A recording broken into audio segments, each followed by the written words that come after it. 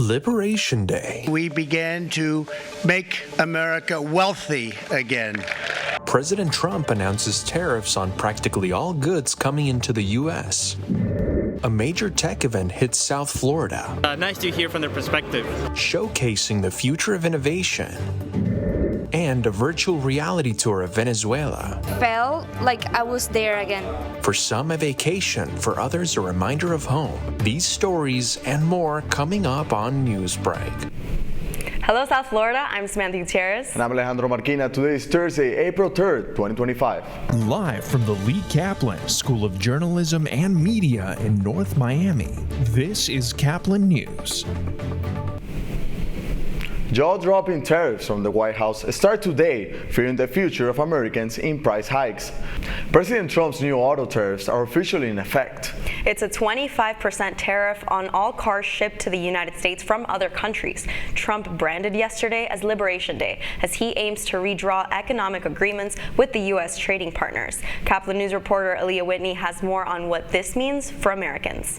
April 2nd, 2025 will forever be remembered as the day American industry was reborn, the day America's destiny was reclaimed, and the day that we began to make America wealthy again. President Trump unveiling his new tariff policy to the world Wednesday.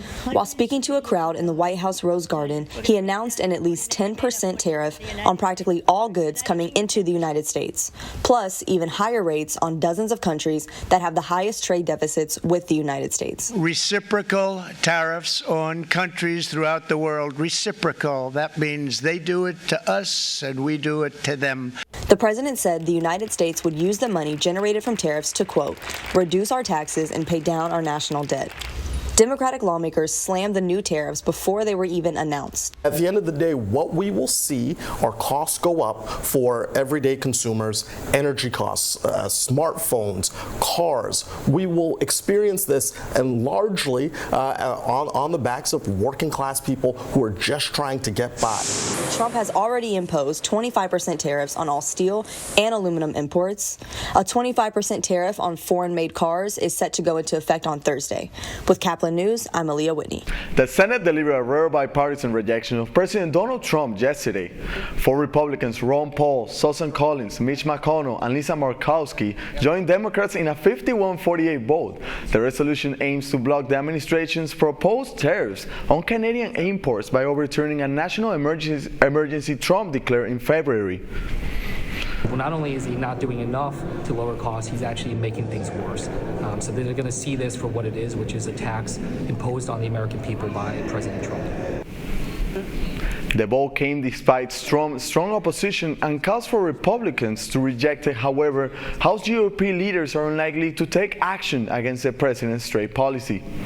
After weeks of worry from staffers, massive job cuts are rolling through multiple agencies within the U.S. Health and Human Services. No employee level appears immune, with cuts being reported throughout leadership, longtime staffers, scientists, administrators, and communications staff. The method of the cuts and the amount are drawing polarizing reactions along partisan lines. These folks have no idea what harm they're causing. But these changes have to be made for the future of our government. Opposing views on the downsizing within agencies under the Department of Health and Human Services, a move that HHS Secretary Robert F. Kennedy Jr. recently called a shift to new priorities. Especially ending the chronic disease epidemic with clean water, safe food, effective medicine, good science. The exact number of job cuts that began Tuesday are not immediately clear, but last week, Secretary Kennedy forecast that 10,000 full-time employees would be let go, on top of the thousands of others who've already left, or probationary employees who are on administrative leave. I'm so sad as not only a federal worker, but as an American. I mean, just to no heart. There's just no sense to it. They're just taking a hatchet to various agencies. That has an enormous impact on the health and safety, not only today and tomorrow, but 10 years from now. Agencies including the Center for Disease Control and Prevention, the National Institutes of Health, and the Food and Drug Administration, impacting work on HIV, injury prevention, reproductive health, minority health, smoking, violence prevention, and much more. We have an entire Office of Head Start who, they're gone. They're gone. We have to be careful, but at the same time, we cannot continue to spend it the way that we are. What remains will be merged into a new organization called the Administration for a Healthy America, says Secretary Kennedy. The entire federal workforce is downsizing now, so this will be a painful period for HHS. Secretary Kennedy said last week that 28 current HHS divisions will become 15. Freedom Information officers at the CDC, FDA, and the National Institute of Health were also cut off, amongst others. Disney World is finally reopening both water parks for the first time this summer since COVID-19. Disney Typhoon Lagoon in Lake Buena Vista and Blizzard Beach in Bay Lake is set to open throughout the whole season.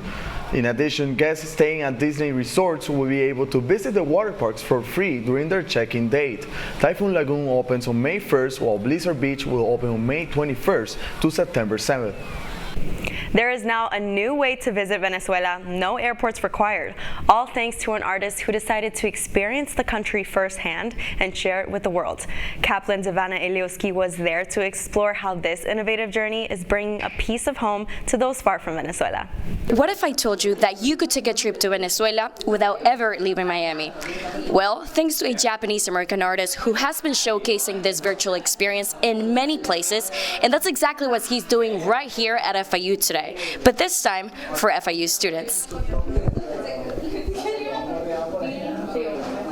For many Venezuelans, home feels distant, but FIU's Venezuelan Student Association is bringing it closer with a virtual trip by artist Noah Gimura. Purpose was just that we wanted to start this club to get the Venezuelan community together, and a lot of us have not been able to go back to Venezuela, so it hits really close to home to not just be able to experience something that many of us didn't get to or haven't been able to in a while. For those who stepped into the experience, it was more than just a visual journey. It was an emotional one. Felt like I was there again. I have been far from home, like a little time it wasn't alone because I just moved here, but it was like being there again, and it was like a hug in my heart.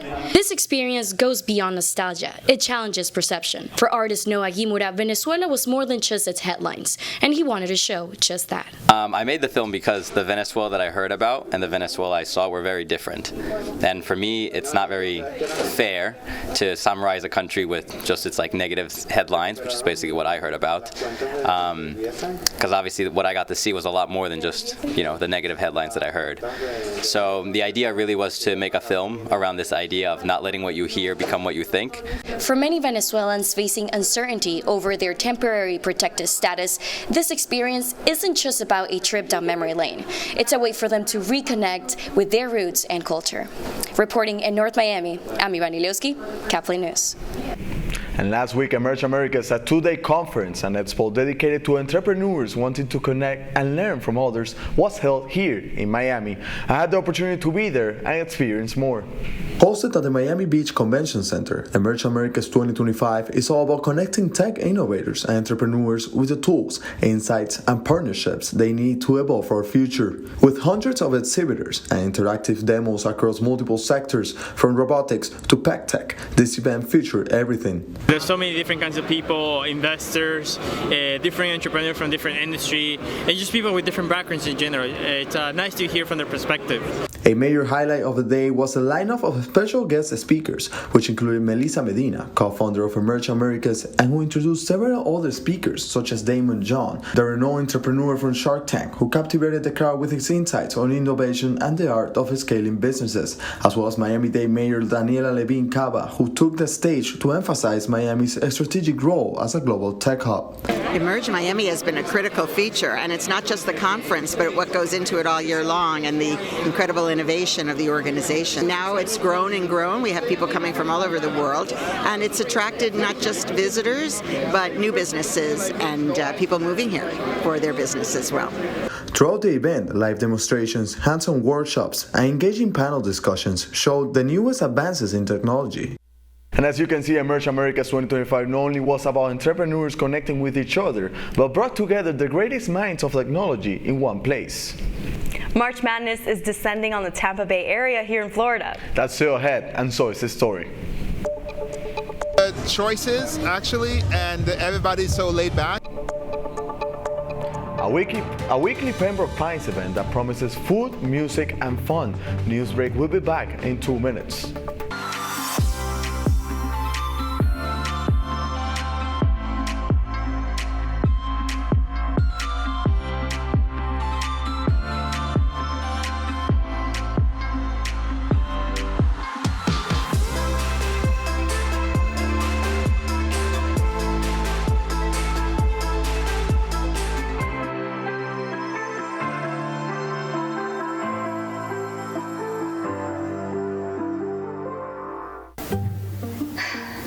really use a new tablet. I just don't have the money.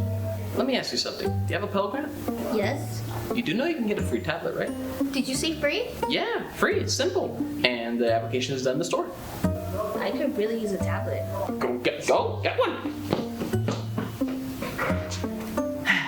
Another satisfied customer. Stop by Panthetech in the Graham Center at FIU MMC today to speak with one of our associates to get your free tablet.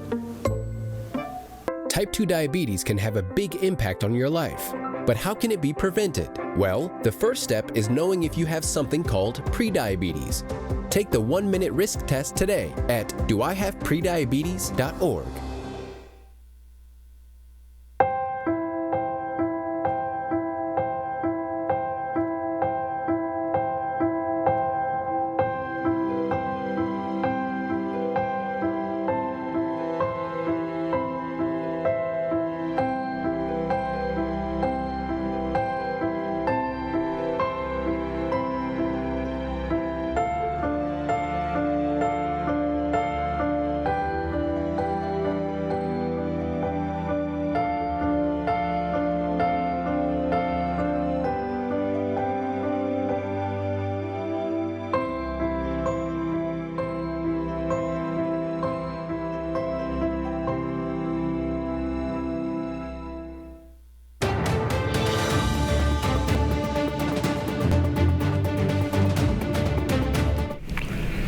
A lot of fun outside the Pembroke Lakes Mall.